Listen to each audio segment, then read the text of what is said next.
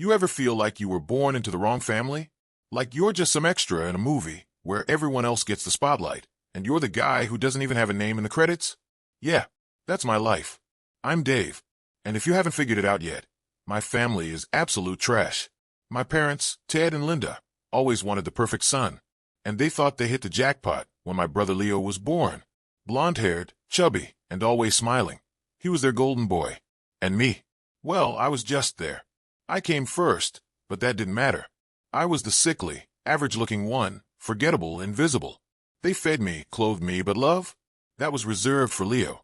As a result, my brother grew into a spoiled little bastard. From the moment he could talk, he knew he was the center of the universe. And I was his personal punching bag. He took my toys, broke my stuff, and laughed in my face while my parents chuckled and said, "Oh, Leo's just playing. Don't be so sensitive." He could do whatever the hell he wanted, and there were never any consequences. Meanwhile, I was nothing more than an afterthought, a shadow in my own home. I remember one time in 3rd grade, I came home with straight A's on my report card. I was so proud. I thought maybe, just maybe, this time, they'd notice me. Maybe I'd get a pat on the back. But no, Mom barely glanced at it before turning back to praise Leo's crappy little crayon drawing. His scribbled-out sunshine got front and center on the fridge, while my report card got stuffed into a junk drawer, forgotten like everything else I did. I learned early, if I wanted out of this mess, I'd have to carve my own way. Study hard, work harder, and the second I got the chance, I was gone.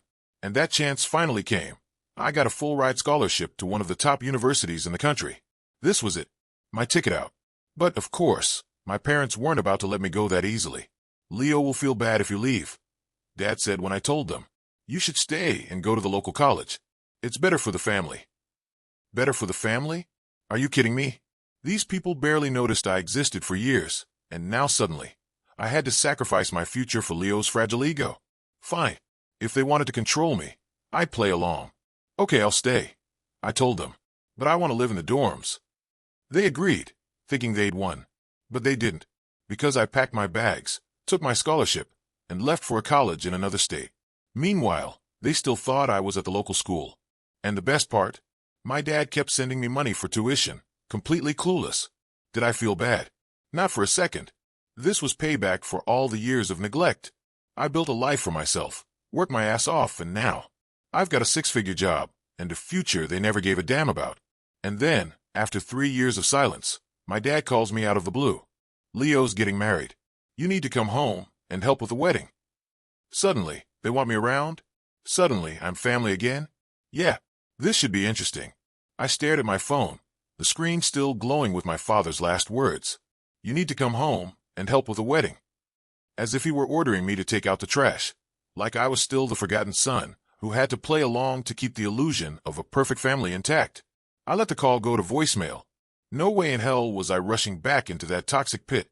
A few hours later, my mother called. Then Leo. Then my dad again.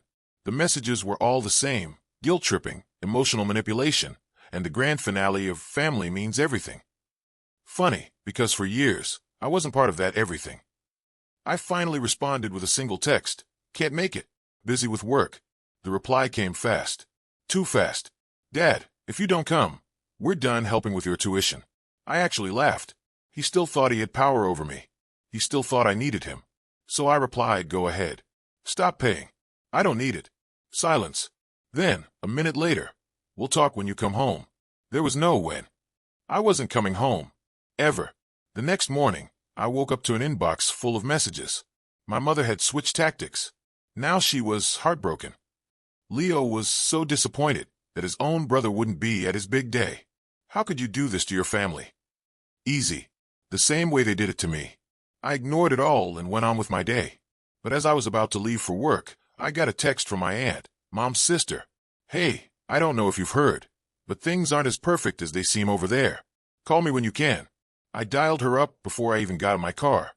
She didn't waste time. "Leo's fiancé is a scam artist." I blinked. "What?" "She convinced your parents, Leo, and a bunch of extended family to invest in some once-in-a-lifetime opportunity." My aunt sighed. It was all fake.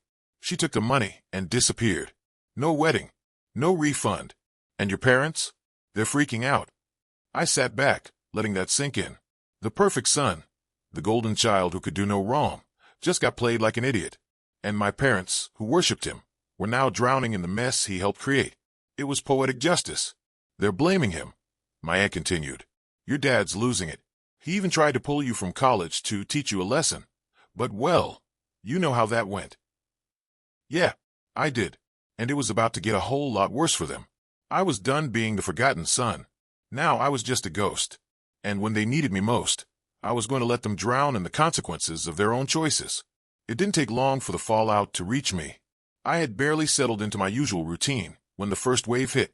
My phone buzzed with another unknown number. I let it ring. Then came another. And another.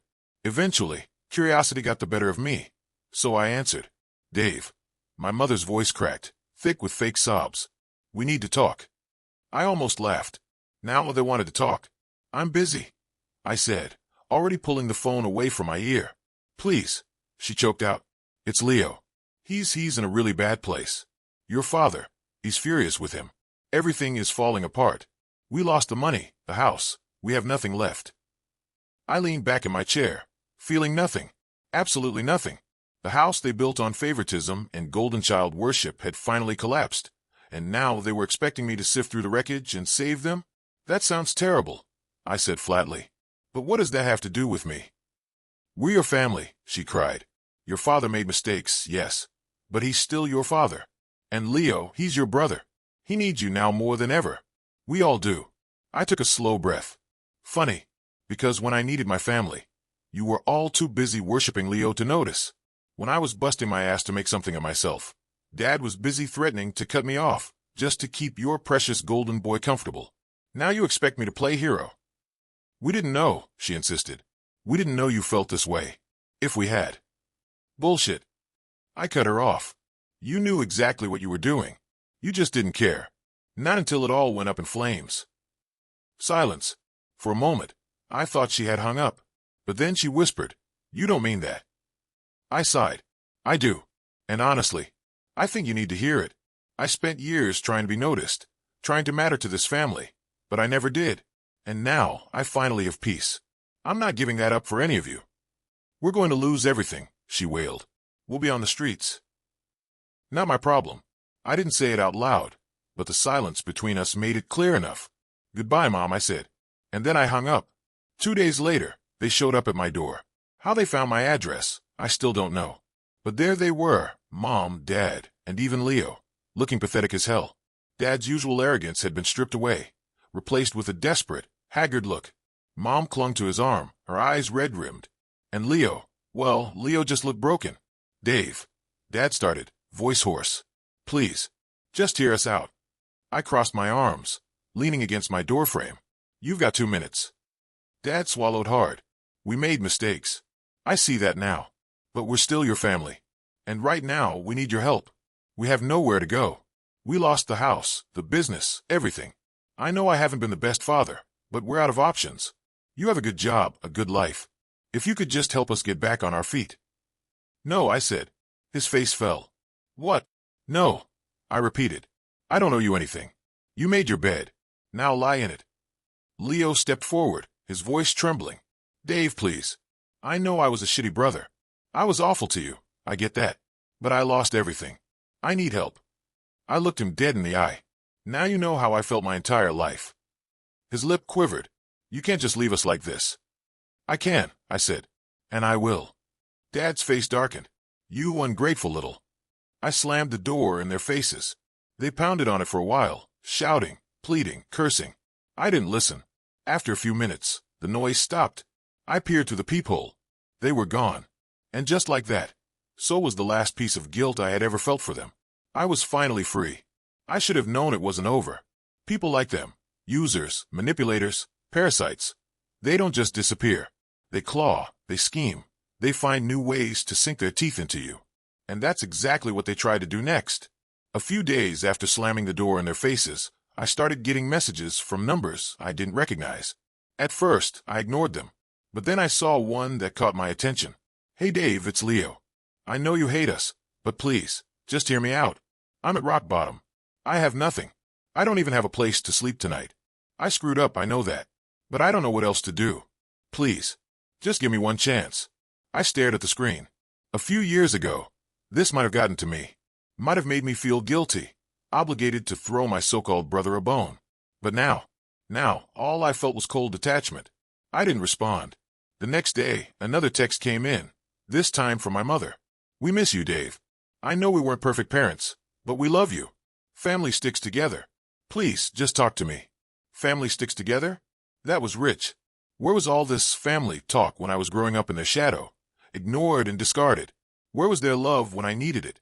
It was nowhere, because love was never unconditional with them. It was a transaction, and now that they had nothing left, they were desperate to cash in on a bond they'd spent years burning to the ground. I blocked the number. Then, they tried a different approach, showing up at my office. I was in the middle of a meeting when security called up. Hey, Dave, there's a woman here claiming to be your mother. Says it's an emergency. I let out a slow breath. Tell her I'm not available. She's pretty persistent. Should we call the cops? I pinched the bridge of my nose. Give me a second. I walked down to the lobby, and there she was. Mom, looking as pitiful as ever, wringing her hands, eyes puffy from what I assumed were forced tears. Dave, she gasped when she saw me, rushing forward as if she expected a hug. I didn't move. What do you want? I asked, arms crossed. She looked taken aback, like she hadn't expected me to be this cold. But that was her problem, not mine. Sweetheart, she started. We just need a little help. Just something to get us back on our feet. You're doing so well, and... No. Her face twisted. You won't even listen? We your family. No, Mom, I said, my voice steady. You stopped being my family a long time ago. You need money. Figure it out. You need a place to stay. Find one. But I'm not your safety net. Tears welled up in her eyes, but I didn't care. Please, she whispered. We have nowhere else to go. Not my problem. And then I turned and walked away. That was the last time I saw any of them. No more texts, no more phone calls, no more surprise visits. I think they finally got the message. There was nothing left for them to take from me. And for the first time in my life, I felt truly, completely free. It's been 6 months since I last saw them. No more calls, no more messages, no more sudden visits. At first, I kept waiting for the other shoe to drop, for them to find some new way to worm their way back into my life. But they didn't. I think they finally realized there was nothing left to take. For the first time in my life, I wasn't looking over my shoulder. I wasn't bracing for disappointment, for rejection, for another reminder that I was never enough. Because the truth is, I was always enough. They were just too blinded by their own selfishness to see it. One evening, as I sat on my balcony, watching the city lights flicker in the distance, I let myself feel something I had never truly felt before: peace. I had built this life on my own. I had made it out. I had done what they never thought I could do. And now, I didn't owe anyone anything. Then, one last unexpected message came in, this time from my aunt. Hey Dave, I just wanted to check in. I heard about what happened with your parents. I know you probably don't care, but I figured you should know. They lost everything. They're living in some rundown motel now, barely scraping by. Leo, well, let's just say karma got him good. He's in debt up to his eyeballs, and your dad won't even speak to him anymore. They're a mess. I read the message twice. Then, I put my phone down and took another sip of my drink. I didn't feel sorry for them. Not even a little. This was the future they built for themselves. They made their choices, and now they were living with them. And for the first time in my life, I wasn't the one left picking up the pieces. I finally understood something. Family isn't about blood. It's about who stands by you, who supports you, who treats you like you matter. And if your so-called family never did any of those things, then they're just people. And people come and go. I had let them go. And now, I was finally free to live. I thought that was the end of it, that they would fade into the background.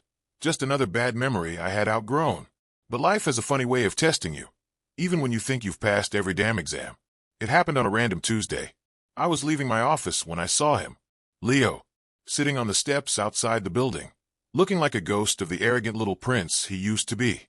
His clothes were wrinkled, his hair a mess, and for the first time in his life, there was no smugness on his face, just pure, unfiltered desperation.